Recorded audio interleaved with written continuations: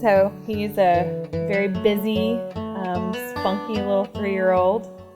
Loves all kinds of animals, especially his dog. And his cat. And his cat, yeah. He was adopted from foster care. He came to our home when he was 3.5 months old. About 2.5 years later, his adoption was final. I picked Ryan up that day, and he was the tiniest 3-month-old I've ever seen. He weighed about 9 pounds, and he didn't make a sound. We knew that he had been diagnosed with neonatal abstinence syndrome. It affected a lot of different things. He had feeding difficulties. Yeah. He struggled a lot with oral motor, and just that knowing how to drink from a bottle, swallow and breathe all at the same time was pretty difficult for him. He wasn't eating really well. He was failure to thrive. He had delay in his overall motor coordination. He wasn't really even hardly sitting up or crawling. And we started seeing some other mild delays overall with continued self-help skills such as feeding and eating, and also some communication and other cognitive delays.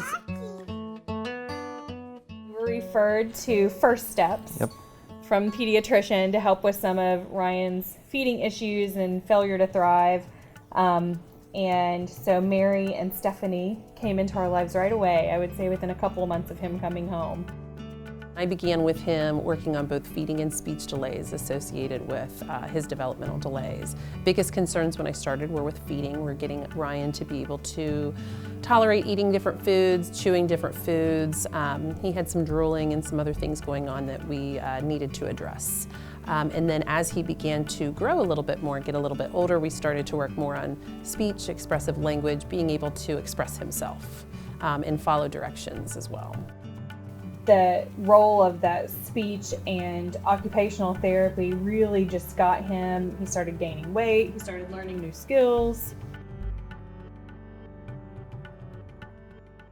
We are a nonprofit, so we work with a team of therapists that want to do what's best for the families, and supporting them through the children's development is, critical, and the early intervention I think is key, because we've seen a child like Ryan who started off, severely delayed at 6 months, who in the course of 2.5 years made such gains that he barely shows but just a mild developmental delay overall. So when they get into adulthood, they'll be able to function in everyday life and do the things that we all strive to do.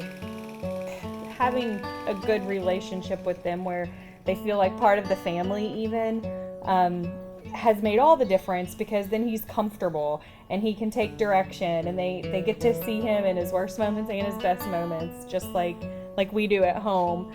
We are the expert in our child, but we're not the expert in all these other disciplines like the speech and language development and occupational therapy. And it takes a village to raise a kid, and facilities like this provide a great backbone for that village.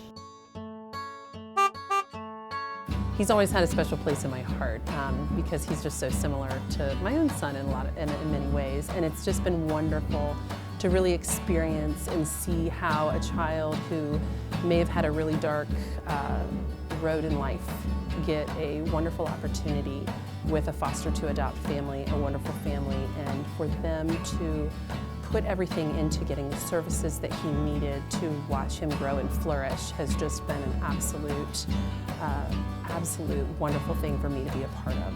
He's going to do really well.